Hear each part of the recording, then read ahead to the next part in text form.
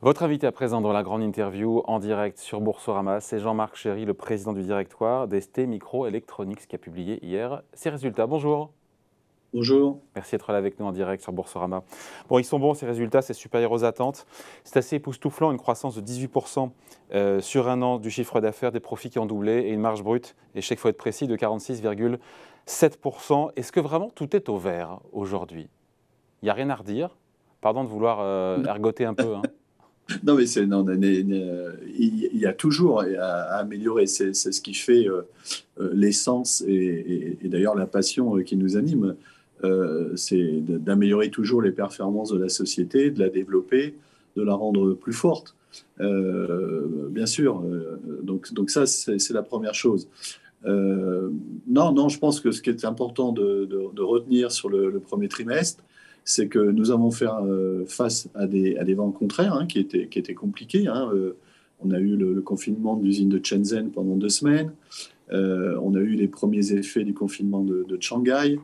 On a eu les fermetures de la frontière à Singapour qui ne nous ont pas permis d'avoir toutes les embauches qu'on voulait. Donc, il y a eu des vents contraires qui étaient sérieux, dont on ne fait pas état parce que, si vous voulez, on n'est pas une société qui pleure, on est une société qui agit. Et malgré ces Mais, vents contraires, ça oui, n'affecte oui. pas, facialement en Non, tout cas, vos résultats. non, parce qu'on a, je pense, dans notre ADN, depuis très très longtemps, sur ces sociétés de high-tech qui vont très vite sur des marchés très cycliques, très réactifs, on a une capacité de résistance chez ST qui est importante et surtout de réactivité extrêmement rapide. Et puis la demande est toujours là, elle est porteuse, elle est structurelle. La demande en chips, en semi-conducteurs, elle est toujours aussi importante. Il n'y a pas d'essoufflement, quel que soit le Non, secteur, je ne sais pas. absolument pas. Absolument pas. La dynamique du marché est très forte. On a encore enregistré au premier trimestre plus de 4 milliards de dollars de commandes. Donc le rapport enregistrement de commandes sur facturation est encore supérieur à 1,2. Même si on parle de ralentissement économique un peu partout, on a vu le FMI qui a revu sa croissance mondiale, enfin la croissance mondiale, de quasiment 1 point à la baisse, à 3,6%. Donc pour l'instant, chez ST Micro, vous n'êtes pas affecté par le ralentissement économique qui est à l'œuvre à peu près Bah, partout. non, chez ST, je pense que sur l'ensemble du marché du semi-conducteur, pourquoi? Parce qu'il y a deux effets qui se superposent. Il y a effectivement l'effet qui est lié à l'économie. Et personne, effectivement, ne pense dans cette industrie qu'on va continuer à croître de 30 et 20% tous les ans. Donc, effectivement, oui, il y aura un phénomène à un moment donné d'aplatissement de la courbe de croissance. Mais ce qui est important de bien comprendre, c'est que notamment sur l'électronique embarquée, donc qui concerne le secteur automobile et le secteur industriel, il y a des vraies transformations de fonds qui sont guidées par des besoins sociétaux, je dirais, qui font appel à des architectures de produits qui consomment de plus en plus de composants. Et c'est ces transformations qu'on essaye d'adresser le mieux possible et de supporter le mieux possible nos clients. Et c'est ça qui tire la croissance aujourd'hui. C'est un booster de croissance réel. Samsung a prévenu cette nuit, lors de la publication de ses résultats, qui sont très bons d'ailleurs aussi de ce Samsung, que les pénuries de semi-conducteurs devraient se poursuivre sur le second semestre. Vous êtes sur ce même horizon? Oui, je les confirme sur toute l'année 2022 et je confirme que ça ne s'améliorera pas pour nous. Pour moi, je pense, sur les composants qu'on fabrique, Samsung fabrique des mémoires principalement, alors que nous, on fabrique des composants plutôt diversifiés avant la deuxième partie de l'année 2023. Sachant que vous évoquiez, Jean-Marc Chéry, votre usine à Shenzhen, votre production locale, encore une fois, je ne sais pas combien d'usines vous avez sur place, mais votre production locale est affectée par cette stratégie zéro Covid, par les confinements? Qu'est-ce qui se passe concrètement sur place Oui, pour oui, vous? à Shenzhen, on a dû fermer l'usine 2 semaines quasiment. On a eu 2 semaines d'impact de fabrication. C'est plusieurs dizaines de millions de dollars de perte de revenus. Et là, en ce moment, on est impacté par le confinement de Shanghai, qui va durer jusqu'à fin avril, jusqu'au 29, je crois. Et là, on a plutôt des sous-traitants d'assemblage de composants ou des fabricants de matériaux qui sont en arrêt. Et en plus, la logistique est beaucoup plus compliquée. Donc, il a fallu réorienter des matériaux semi-finis pour les faire assembler dans d'autres usines. Mais bon, je dis, Vous réussissez à compenser ou pas? oui, oui, on y arrive, bien sûr. Ouais. Après, encore une fois, il y a il y a beaucoup de clignotants en termes économiques et géopolitiques qui virent à l'orange. On l'a évoqué effectivement, il y a cette stratégie zéro Covid, il y a la guerre en Ukraine évidemment, il y a cette inflation qui accélère. Comment tout ça impacte vos coûts? Vos coûts et aussi votre chaîne logistique? Parce qu'il y a un sujet là. Alors, on a eu clairement une inflation sur d'abord l'ensemble des coûts industriels, hein, à savoir les coûts de fabrication et les coûts de logistique. Donc les coûts de logistique, bon, ils augmentent énormément depuis, je dirais, la période Covid, hein. Donc raréfaction du transport aérien, hein. Je vous avais déjà expliqué que en fait, dans les avions civils, il y a du transport de composants notamment. Et donc, comme il y a moins de vols, donc, il y a une raréfaction donc, de la capacité, donc une augmentation des coûts. Le transport maritime est complètement congestionné et le transport terrestre, maintenant, est en train de subir les coûts d'inflation donc de l'énergie, donc du pétrole. Donc, il y a augmentation des coûts de logistique et ensuite les coûts de matière, donc, les gaz, les produits chimiques, les gaz spéciaux, le coût de l'énergie. Il faut savoir qu'Esté, on dépense 300 millions de dollars d'électricité par an. Donc, effectivement, il y a des pays sur lesquels les coûts de l'énergie sont contrôlés. Quelle est la facture? Quelle est la facture pour ST Micro de l'augmentation de ces coûts logistiques, de ces coûts énergétiques, de ces coûts en métaux, en intrants? Sur l'électricité, ça a été pour l'année, c'est prévu pour l'année 2022, c'est à peu près 80 millions de dollars de coûts en plus. Et sur le reste? Sur le reste, on ne le communique pas. D'accord. Bon, vous me disiez, enfin on disait ce chiffre d'affaires qui a augmenté de 18% au premier trimestre sur un an. Vous me disiez on ne peut pas rester sur des croissances comme ça, sur les guidance sur le trimestre à venir, c'est quoi? C'est 25% de croissance. Ouais, quand même, quand même. Donc, et en sur séquentiel, un an ou en séquentiel sur un an, c'est 25% de croissance sur une année et à peu près 6% en séquentiel. Et donc vos objectifs commerciaux et financiers, ces fameux 15 milliards de dollars de chiffre d'affaires sur 2022, vous les confirmez, encore une fois, malgré les confinements en Chine qui se multiplient, on ne sait pas trop jusqu'où ça peut aller. Pour toute chose égale par ailleurs, aujourd'hui on pilote la société donc avec des plans industriels et commerciaux qui doivent nous permettre d'atteindre une fourchette sur l'année entre 14,8 milliards et 15,3 milliards. Voilà, donc bon, c'est normal qu'on mette une fourchette. Vous êtes à l'aise avec cette fourchette? Malgré les vents contraires, malgré les vents contraires. Non, on est tout à fait déterminé. Tout d'abord, il faut comprendre que c'est absolument pas lié donc, à une incertitude sur la demande, hein, puisque nos portefeuilles sont supérieurs à plus de 20 milliards. C'est absolument pas lié à des projets ou des programmes spécifiques avec des grands clients. C'est lié effectivement à la capacité de la société à croître conformément à nos plans, à nos capacités industrielles. Et là, effectivement, la grande différence par rapport à l'année dernière, hein, notamment, c'est que notre propre supply chain, c'est-à-dire les gens qui nous fournissent les équipements, les matériaux, les produits, etc., sont eux-mêmes sous une énorme pression. Donc, il y a beaucoup d'aléas. Il y a un travail énorme des équipes industrielles, d'achat, de supply chain, pour travailler, pour sécuriser effectivement tout ça. Bon, et on considère que l'aléa qu'on a communiqué, à peu près, je dirais, plus ou moins, je dirais 150 millions de dollars, est un aléa qui est juste du bon sens, si vous voulez. Voilà. Ouais. Sur quoi il y a des pénuries qu'on comprend bien? Vous payez plus cher, on comprend bien, l'énergie on la paye plus cher. Sur quels composants il y a potentiellement des pénuries sur vos intrants? Alors, ça va des métaux, hein, donc le cuivre, le nickel, par exemple, les produits chimiques, hein, donc l'acide sulfurique, par exemple, les gaz spéciaux, le néon, le xéon, des gaz carbonés. Ça va, alors ça c'est pour la fabrication, l'hydrogène. Ensuite, ça va sur la fabrication des usines elles-mêmes, des petits tubes en plastique qui résistent à l'acide, l'acier inoxydable, mais tout est en pénurie. Aujourd'hui, si vous voulez construire une usine, les temps d'approvisionnement des matériaux, c'est au moins 2 ans. Le ressort, on tire dessus, il n'y a pas un moment donné où, je ne dis pas qu'il risque de casser, mais à force d'être en tension comme ça? Bah, écoutez, je pense que, encore une fois, la meilleure façon de de gérer toutes ces choses, c'est d'abord que l'environnement soit un peu pacifié. Donc, ça serait bien que ça se pacifie rapidement, qu'on ne rajoute pas de complexité à la complexité. Hein, donc, par exemple, on ne voit pas de façon positive les tensions entre les grands blocs. Hein. Je l'ai déjà dit assez souvent, et encore une fois, sans prendre parti sur qui que ce soit, mais les tensions entre les USA et la Chine, ce n'est pas quelque chose qu'on voit d'un point de vue favorable. Donc, il serait temps maintenant de pacifier tout ça. Et puis ensuite, c'est le travail qu'on doit faire avec nos clients.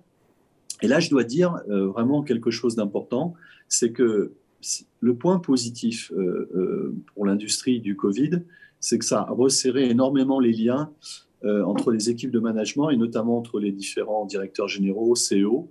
Et on a beaucoup de relations entre nous maintenant, et on est capable de se dire les choses de façon très factuelle, sans émotion. Et en s'alignant de cette façon, on sait gérer ces pénuries.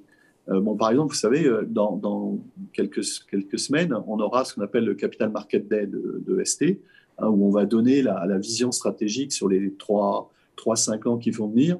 On aura 23 ou 24 témoignages de CEO mondiaux sur la coopération avec ST.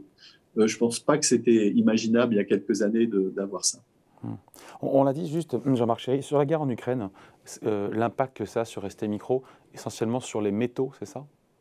Alors, sur les gaz spéciaux, Xeon, ça a été la panique il y a 2-3 semaines. On a reçu des lettres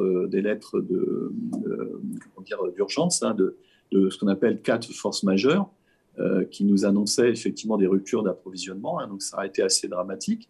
Bon, on a réagi tout de suite, hein, et j'ai réagi tout de suite. Hein, je me suis adressé aux directeurs généraux de ces sociétés. On a fait vidéoconférence comme on est en train de le faire. Et puis, entre nos équipes, on a trouvé des solutions. Et on est couvert maintenant jusqu'en 2023. Après, le deuxième type d'impact, bien sûr, c'est le gaz naturel. Le gaz naturel, donc, même chose. Hein, on a anticipé ce qui allait se passer. Donc, on est aussi couvert jusqu'à au moins la deuxième moitié de l'année 2023. Et puis, sur les contrats de fourniture d'électricité, similaire, on est couvert jusqu'à la deuxième partie de l'année 2023. Donc, c'est les 3 grands impacts, les 3 grands risques. C'était gaz spéciaux, gaz naturel, augmentation des prix, rupture, et électricité, augmentation du prix de l'énergie. Et on a réussi à réagir assez vite et à se couvrir. Encore une fois, des très bons résultats qui sont supérieurs aux attentes, mais qu'est-ce qui pourrait contrarier vos objectifs annuels si la guerre devait s'enliser, s'étendre, si les confinements en Chine devaient s'élargir? C'est tout ça qu'il faut scruter de près et qui pourrait vous impacter? Sur l'année 2022, non. Sur l'année 2022, on sera dans la fourchette que l'on a indiquée. Bon. Donc maintenant, il faut effectivement bien surveiller les indicateurs économiques. Il faut bien surveiller les paramètres clés, par exemple le nombre de véhicules produits prévus, le nombre de véhicules électriques prévus. Et pour l'instant, ça donne quoi, justement, en termes de véhicules? Pour l'instant, la dernière prévision de véhicules légers, c'est 83 millions de véhicules, comparé à 77 millions l'année dernière. Donc, ça fait à peu près 7% de croissance. C'est 7 millions de véhicules électriques par rapport à 4. Bon, par contre, quand on discute avec nos clients et que j'accumule tous les véhicules électriques sur base batterie qui veulent produire chacun d'entre eux, ça dépasse largement les 7 millions. Et puis, le nombre de téléphones, c'est à peu près 1,4 milliard, dont 700 millions de téléphones 5G. Bon, ce qui est en train de se normaliser à peu près comme croissance, c'est les PC, hein, les ordinateurs personnels. On voit bien que la sortie du travail à la maison, du travail déporté, est en train d'aplatir la courbe de fabrication donc, des PC. Donc non, les indicateurs, si vous voulez, externes à la société, sont aujourd'hui à un niveau qui, encore une fois, ne nous font pas craindre, je dirais, l'année 2022. Maintenant, il faut bien voir comment on va évoluer effectivement cette guerre entre l'Ukraine et la Russie, ses implications, voir comment les taux d'intérêt vont évoluer. C'est un sujet aussi pour ST Micro, l'évolution sur les taux d'intérêt? Pas tellement vis-à-vis de nous, puisque, si vous voulez, on a une position financière qui est très robuste, hein, puisqu'on a à peu près 900 millions de dollars de trésorerie nette. positive. Non, les taux d'intérêt impactent obligatoirement les marchés finaux, hein, Oui. le marché de consommateurs. Et puis, bon, ça a un effet mécanique sur les prix de l'action. Hein. Vous savez comment ça se passe. Vous Oui. augmentez les taux d'intérêt, ce qu'on appelle le WACC, Le augmente. Donc, mécaniquement, weight average cost of capital, le coût moyen pondéré du capital, c'est ça, hein? voilà, donc mécaniquement, les prévisions de valorisation des Sont sociétés réduites. baissent. Ouais. Voilà. Jean-Marc Chéry, vous parliez du secteur auto ou des smartphones. On parle souvent d'Apple et Tesla qui sont parmi vos clients, mais dans ces industries-là, il n'y a pas que cela, hein, il faut le dire, même si… Non, non, non, Je sais, mais il non, faut le non. dire. Non, non, on a à peu près 20 grands comptes qui représentent plus de 40%, je dirais, de la société. Ensuite, on a à peu près plus de 100 000 clients qu'on adresse soit directement, soit via la distribution, qui eux représentent 60%. Encore une fois, qui s'équirépartissent entre le secteur automobile, le secteur industriel, où là, on veut vraiment être un leader très, très large. Et puis après, le secteur de l'électronique personnelle, donc tablettes, smartphones, accessoires, où là, de façon très sélective, à chaque fois qu'on peut apporter de la différenciation, on y va. Et ça nous donne un portefeuille de commandes et une base client qui est très large et qui est extrêmement équilibrée et qui nous protège de dépendances spécifiques. De mémoire, j'aurais dû vous la poser avant la question, Jean-Marc Chéry. Est-ce que vous passez, et à quelle hauteur, vos coûts dans vos prix, jusqu'à quel point vous avez ce pricing power? Et on se dit qu'il doit être énorme, vu qu'on a besoin, enfin vos clients ont besoin de vos composants et de vos chips. Je ne sais plus, je crois que c'était le patron de Valeo qui me disait qu'il passait quasiment 100% dans ses prix. Qu'en est-il Non, non, chez ST non, Micro? non, non, on ne passe pas 100% de l'inflation dans les prix parce que d'abord, on a quand même l'ambition d'améliorer notre productivité et c'est ce qu'on fait. Hein, et c'est pour ça d'ailleurs que, entre parenthèses, la digitalisation de l'industrie est importante puisque c'est quasiment aujourd'hui une des rares armes qui permettra d'augmenter la productivité de l'industrie. Donc nous, on s'est lancé dans la digitalisation de nos process depuis maintenant de façon intense depuis 3-4 ans, donc qui nous permettent d'augmenter notre productivité. Donc notre devoir, c'est d'absorber une partie de l'inflation avec la productivité. Et puis après, oui, selon les lignes de produits, selon la situation, on passe une grande partie ou une partie de cette inflation à nos clients. Par contre, je voudrais dire autre chose, c'est que une des raisons des prix, c'est l'investissement. Il faut savoir quand même qu'une société comme ST réinjecte en 2022, hein, je parle de 2022, à peu près 75% du cash qu'elle génère, ce qu'on appelle l'EBITDA. Ouais. Donc 80% du cash qu'on génère est réinjecté en investissement productif. Donc, si vous voulez, ce sont des modèles que peu d'entreprises supportent. On a des activités financières, donc d'utilisation de cash, qui sont de l'ordre d'une petite quinzaine de pourcents, hein, qui sont très, très, très modérées. Nos actionnaires l'acceptent, puisqu'ils restent avec nous. Hein. Quand on regarde la liste de nos grands actionnaires, ils restent avec nous. Ils ont compris que la société, sa proposition de valeur, c'était une proposition de croissance profitable et durable. Et on réinjecte donc 80% de notre cash dans les capacités. Et donc ça, quand je discute avec mes pairs qui me disent « Mais Jean-Marc, vous augmentez les prix », je dis « Non, on augmente les prix pas parce qu'on a l'inflation, on augmente les prix pour vous. On augmente les prix principalement aussi pour supporter l'investissement pour vous et vous aider à faire vos transformations digitales et électrification de vos usages. » Jean-Marc Chéry, un mot avant de se quitter, un mot du cours de bourse, des super résultats qui n'ont pas été spécialement applaudis pour le coup, et c'est une surprise par les investisseurs, par les marchés. Hier, plus 0,5% comme le CAC 40, aujourd'hui plus 3%, un petit peu plus que le CAC 40.